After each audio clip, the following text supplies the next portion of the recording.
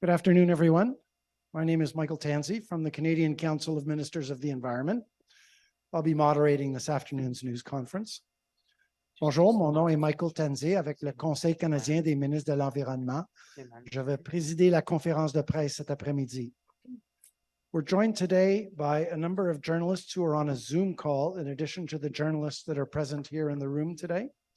Il y a quelques journalistes qui participent par Zoom.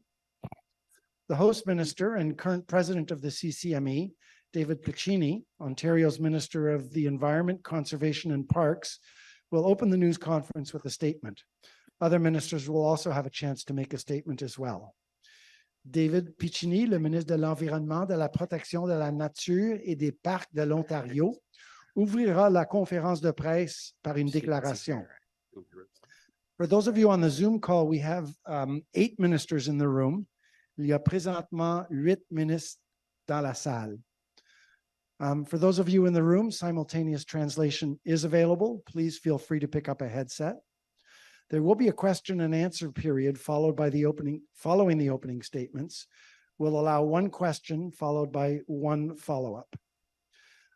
In the room presently, we have the ministers from the following jurisdictions: Alberta, the Northwest Territories, Newfoundland and Labrador, Ontario, Yukon, New Brunswick, Saskatchewan, and Nova Scotia. I hope I haven't missed anyone there. And now I'd like to ask Minister Piccini to start with an opening statement. Thank you. Thank you, Michael. Good afternoon. And thank you for coming here today for the conclusion of the meeting of the Canadian Council of Ministers of Environment. This council was founded in 1964 based on the proposal by Prime Minister Diefenbaker for a National Resource Council to assist in the development, renewal, and conservation of Canada's natural resources, and to promote intergovernmental and regional cooperation. And while this council has evolved over the years, the commitment to preserving and protecting Canada's environment only grows stronger. I'm David Piccini, Ontario's Minister of Environment, Conservation and Parks, and it's been a delight hosting my colleagues here in Ontario for the Council of Canadian Ministers of Environment. I appreciate everybody coming to Ontario and our shared commitment to improving environmental outcomes and to fighting climate change. I value my colleagues who've joined me, the federal government, representatives from the federal government, and leaders of Indigenous communities and organizations for coming here to beautiful Muskoka for our fruitful meetings over the past few days. Together, we represent over 38 million people spread across vast landscapes and multitude of environments, from Arctic tundra to boreal forests, Cordillera to lowlands and maritimes, and West Coast rainforests to prairies. But just as diversity in our environment is a strength, so too is our diversity in experience, ideas, and paths towards achieving our common goal, preserving Canada's environment for our next generation. And that's why these meetings among federal, provincial, and territorial governments are so important. Developing and nurturing strong partnerships plays an important role in our overall environmental protection work. It's been a pleasure to host my fellow environment ministers here in Ontario over the past 2 days, which have been quite productive. We were grateful to hear from a variety of stakeholders and partners over the past 2 days and to hear their unique experiences and perspectives. Yesterday morning, we met with industry stakeholders and environmental organizations to hear about their present and future work to move us towards a circular economy and pollution prevention initiatives. We heard about how producer responsibility organizations are supporting producers in their responsibility under extended producer responsibility programs, independent industry action on plastics, and the use of technology to develop and support innovative solutions for pollution cleanup and prevention. This is all towards our shared goal of diverting more from landfills and adding value to recycled content and material. In the afternoon, we met with national Indigenous organizations and regional and local First Nations and Métis communities and organizations to discuss collaboration on water issues. We had a great opportunity to listen, to connect, and discuss national Indigenous organizations and regional and local First Nation and Métis communities and organizations about the topic of water, a topic that is critically important to us all. And more importantly, we had an opportunity to learn and reflect on how we can work together in the spirit of reconciliation. I'm proud of Ontario's action to date to protect our environment and ensure clean green growth for future generations to come. We've led one of the largest industrial decarbonization projects through the electrification of the arc furnace at Algoma and Dofasco, making clean steel. We've attracted over $20 billion in electric vehicle manufacturing in the province of Ontario, backed by Ontario's first ever critical minerals strategy. And we're protecting areas the likes of which we haven't seen before in the province through a historic $14 million investment in the Greenlands Conservation Partner Program and the announcement of not one, but 2 new provincial parks, something we haven't seen in full operation year-round in over 40 years in the province of Ontario. Ontario will look to build on these kind of successes and continue to pursue opportunities to strengthen its relationship with Indigenous partners through ongoing dialogue and collaborative actions, and our relationships with fellow provincial colleagues in the federal government. And today, we receive progress across our respective jurisdictions on achieving zero plastic waste. We discussed innovative solutions to climate change and climate adaptation. I and we choose Canada. We have a remarkable opportunity to lead the world in developing sustainable, practical, and innovative solutions to fight climate change and drive a circular economy. We were disappointed that the federal government did not send any elected representation to this conference at a time when collaboration is more important than ever.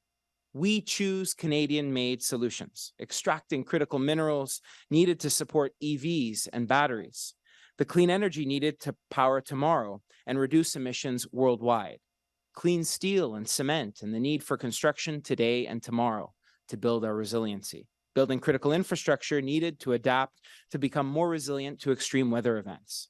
I thank everyone who took the time to come here today and who've taken time over the last few days to discuss, make presentations to us, and to share our experience and perspectives and ideas on further protecting and preserving the environment. It has been my honor to serve as president of the Canadian Council of Ministers of Environment for the past year. I would like to thank the CCME Secretariat for the ongoing support that they have provided me and the Government of Ontario, as well as the many working groups who have worked so hard this past year to help make the goals of this council become a reality. And with the conclusion of this year's meeting, I am pleased to pass the torch to Honorable Bernard Davis, Minister of Environment and Climate Change for the Government of Newfoundland and Labrador. I am confident under his leadership, the Canadian Council of Ministers of the Environment will continue to find common solutions to the environmental challenges that we face today. I value his friendship, his partnership, and I know I speak on behalf of all of my colleagues when I say we look forward to his presidency and his leadership in the year to come. Ensuring a brighter future, a more sustainable future for all Canadians is something we all share. We know we have more work to do. We recognize that coming together and sharing our perspectives, championing the needs of our own respective jurisdictions is so important. But there's one thing we can all commit. We're all Canadians. We all commit to a better future for our future generations. And I value the discussions that we had today. Thank you. And I now like to call upon Minister Davis to say a few words. Thank you. Thank you. I'll keep it short and brief. Like anyone would say in Newfoundland and Labrador, we're very excited to be hosting you. We love to host people. We love to have strong conversations about protecting our environment, continuing these great conversations that we had today and into this past year. We're looking forward to what we can do to further the agenda, both for all of our jurisdictions. And I look forward to some of the unique things that were brought to the table here in Ontario over the last 2 days, to expand on them in the coming year, and look forward to next summer in St. John's, Newfoundland, having my colleagues come and hosting them in the beautiful province of Newfoundland and Labrador. Thank you very much. Thank you. Minister. Thank you, Minister. I should point out that we do have a communique from the CCME. It is currently in translation. It will be sent to all of those who are currently online on the Zoom call, and it will be available on the CCME website, which is ccme.ca shortly. Minister Piccini. Happy to take any questions. Go ahead, please. Thank you. James Bowler from your TV minister here in Muskoka. Once of all, thank you very much for, hosting here. My question is going to be local, but I doubt very much that it is a local issue overall. Recently, the Muskoka Watershed Council reported that there's a deterioration happening in our watershed here in Muskoka, which is affecting plant life, it's affecting wildlife, everything in between. My question for you is, what will the governments be doing to deal with this issue? The Watershed Council has called on political involvement to help deal with this issue and stop it from becoming a bigger, wider issue. Yeah, thank you. Thank you for that great question. First, I'll just start by saying a few things here in Ontario and broadly recapping today, and turn it over to any colleagues that would like to add anything. I'd say first and foremost, water was a formative topic here today, because we recognize the importance, be it watersheds, be it flooding, extreme weather events, and the effect that has on water and water quality. The government of Ontario, and I've got to say a big shout out to our local member here and Minister Graydon Smith, who's done remarkable work tackling invasive species, who's done important work on watersheds and making investments. As a government, we've been working with Muskoka Watershed. In fact, I worked very closely with that group.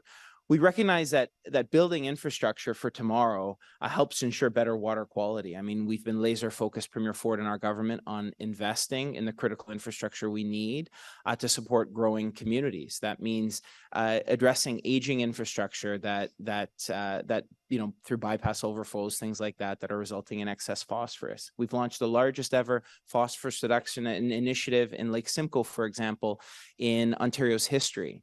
But we're doing that listening. And I would again like to tie it back to CCME, listening to Indigenous partners like Chief David Piccini, who I've worked very closely with on the Lake Simcoe initiative, federal government as well, who are supporting us on that.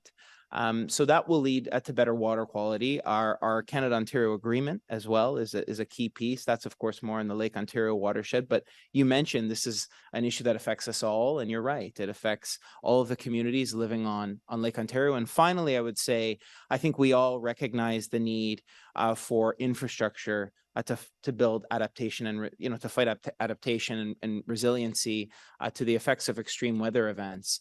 And so I'm heartened to see that the federal government is looking, I believe, to the fall for an announcement on that. I know we in Ontario have called on the federal government to make that commitment to invest in that infrastructure to build resilience that will improve water quality, protect against extreme weather events, and ensure the integrity of our watersheds.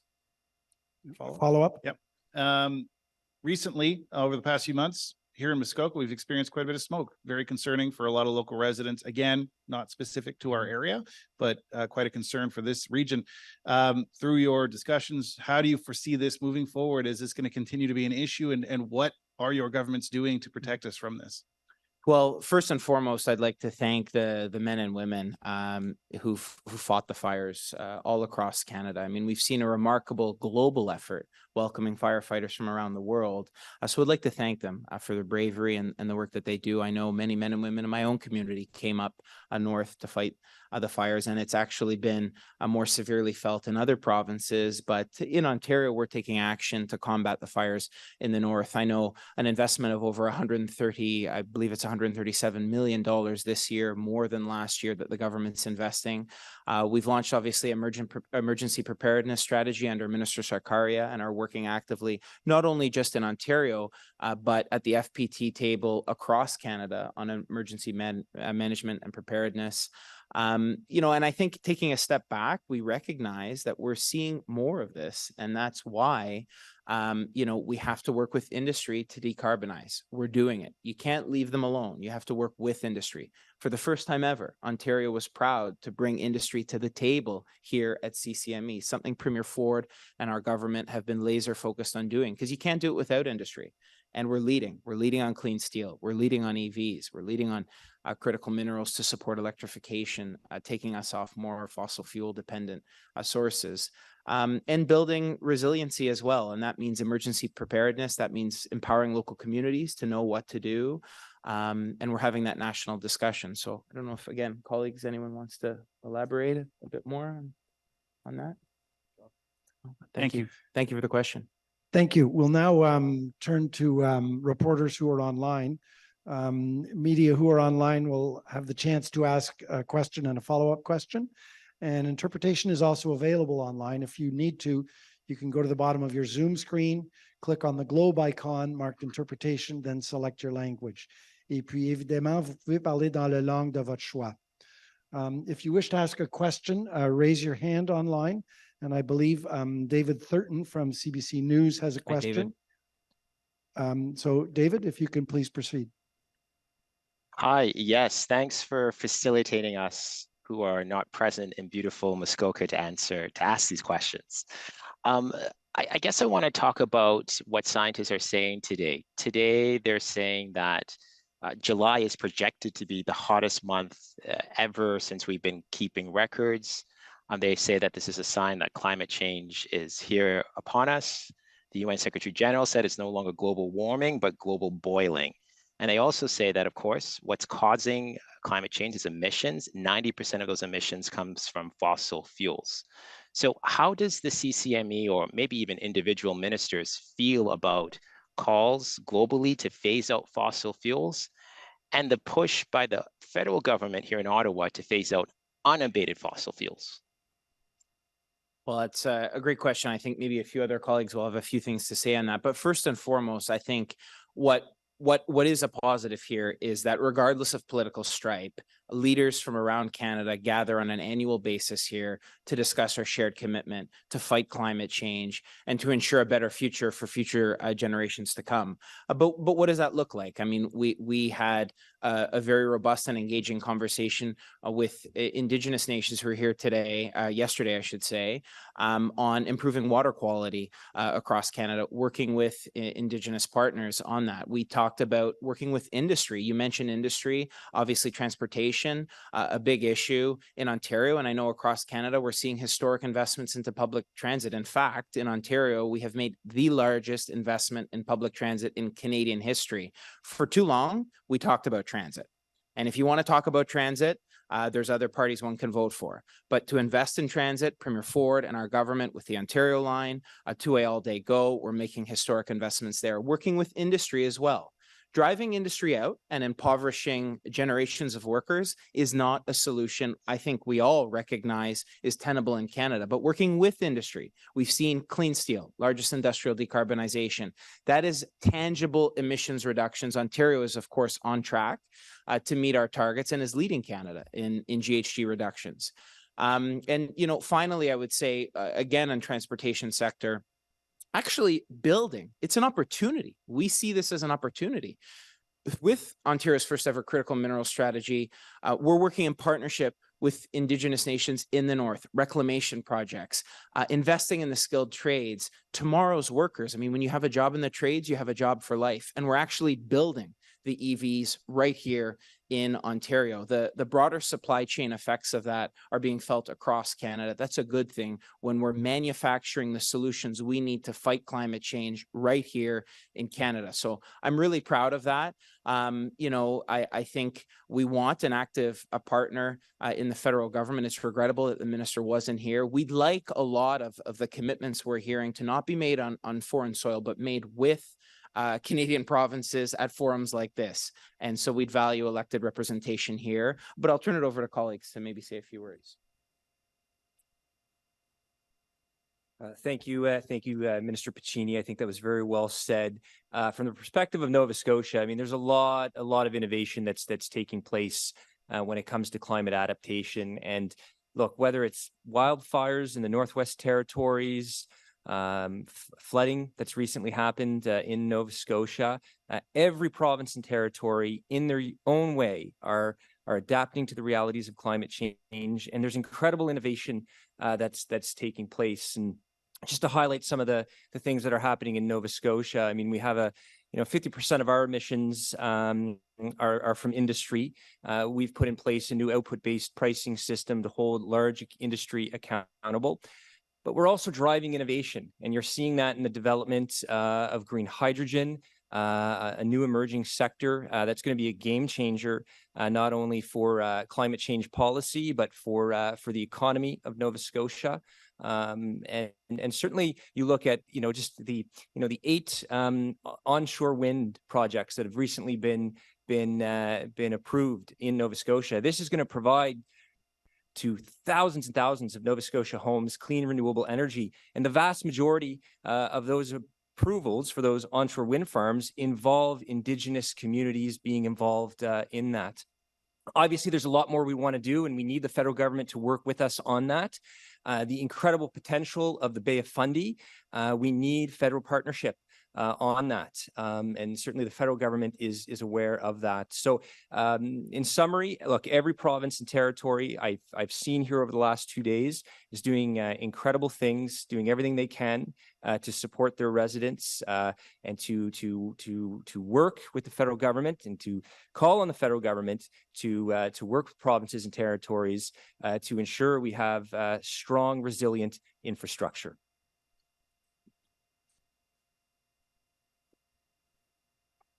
Rebecca Schultz, Minister of Environment and Protected Areas from the province of Alberta. And, I just want to say that we've had great discussions this week about what we can do to reduce emissions. And certainly in Alberta, just a couple months ago, we did release an emissions reduction and energy development plan. When it comes to our goals for 2050 and carbon neutrality, we are very aligned with the federal government in terms of where we need to get to down the road. We're committed to working with industry on that. But I would also say that my colleagues here with me today also agree that the world still needs energy.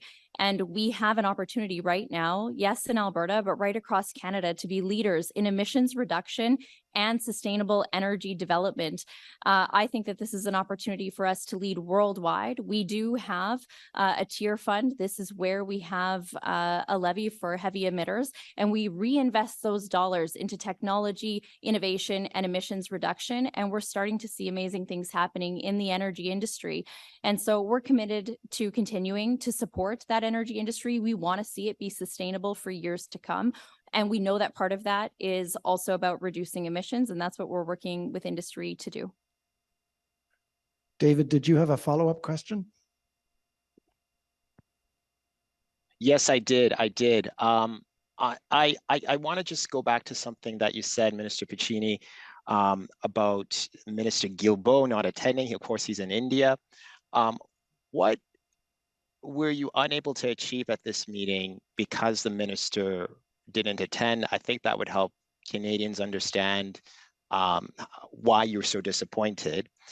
And I'm also wondering, I'm sorry to double barrel this. You said you achieved some stuff on achieving net zero plastics, which is a commitment that I believe you all made in 2014, or maybe it was 2018.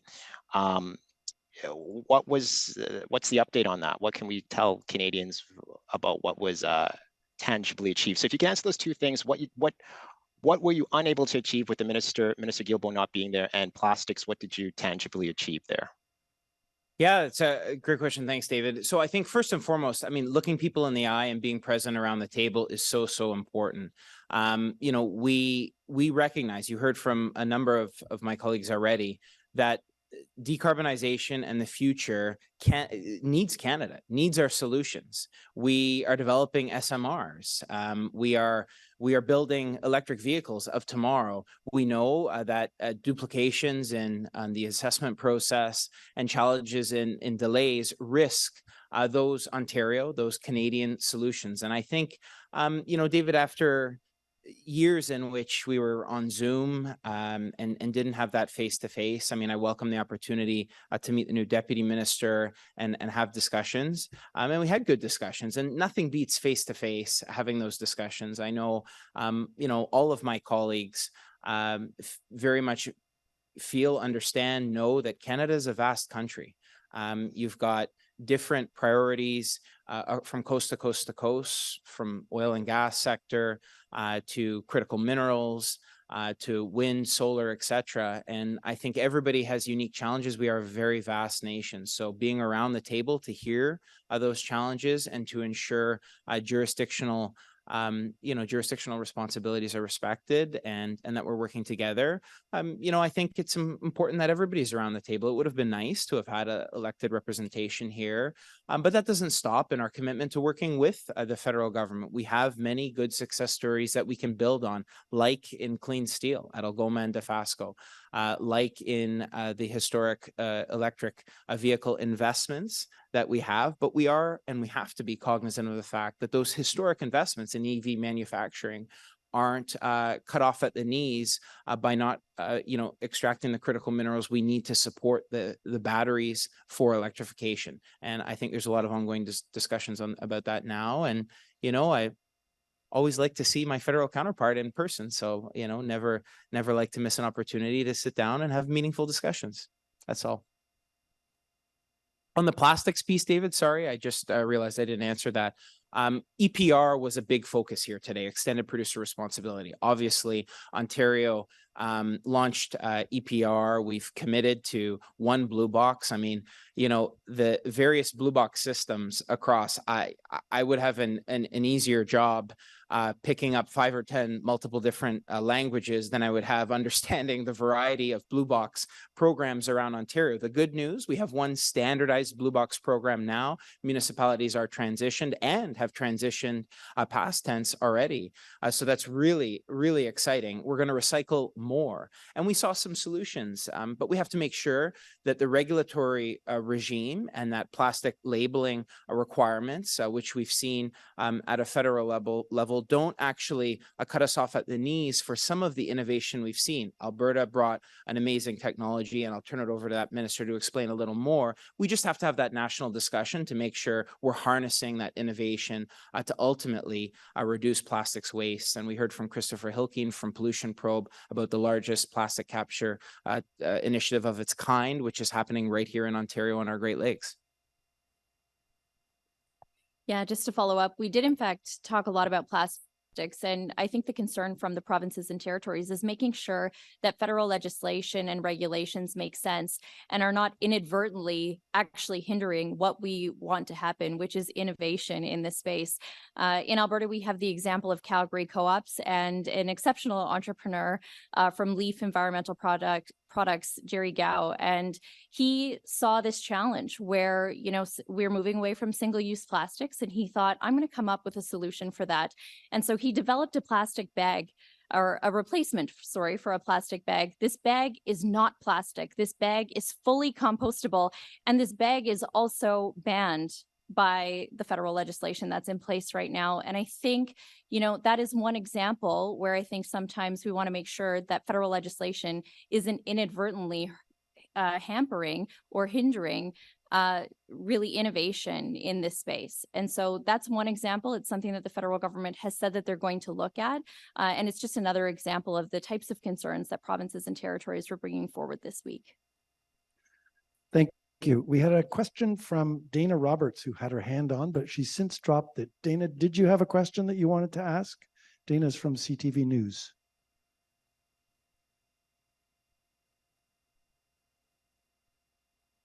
I do not see any other hands up online. In the room, do you have another question?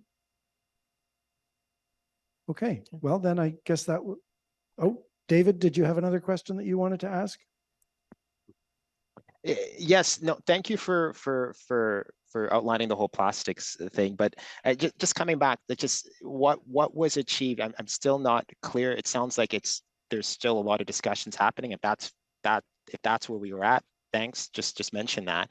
And Mr. Piccini, and I totally hear you, the minister wasn't able to attend, and it's important to look people in the eye, but I mean, I seem to recall that you weren't also at a meeting for the nature ministerial here in Ottawa. So, I mean, what does that say as well? And is there anything that you want to say about that?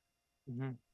Well, look, I think inevitably, I mean, we want everybody at the table. I think you're referencing a meeting that was held in Ottawa, in which we have shared responsibilities at a provincial level with MNRF, myself and other ministries. So, I make every effort to have those discussions. But I think you heard David here today some really good discussions that we're having. And it's important to send some form of elected representation to have that discussion at the table when we have these issues. I mean, David, I don't think you or I want to see these sorts of innovations like you heard from Minister Schultz, cut off at the knees. This is the sort of innovation. These are the solutions we need. And, she brought that plastic bag here today, and I'm excited. And I think, David, we can share with you offline the CCME update, which talked about, in some respects, harmonization, the work that we're doing on EPR in Ontario and in other jurisdictions around Canada right now, having these discussions with industry and playing a role. And of course, the federal government can play a very important role there, taking these best practices and looking at assisting other provinces that perhaps haven't embarked on the EPR journey on how to get there. We had really good discussions on the unique realities, on transporting, on recycling, some unique realities in Northern Canada. So I think it's always good, to have everybody around the table on that. And I think I've made my point on the value of having everyone around the table on that. We'll allow one more follow-up, and that'll just about give us all the time that we have. David?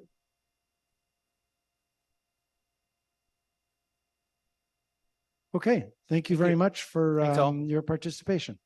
Thank you. Thank you. Is it?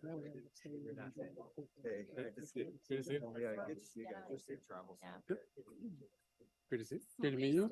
Nice to meet you. Yes.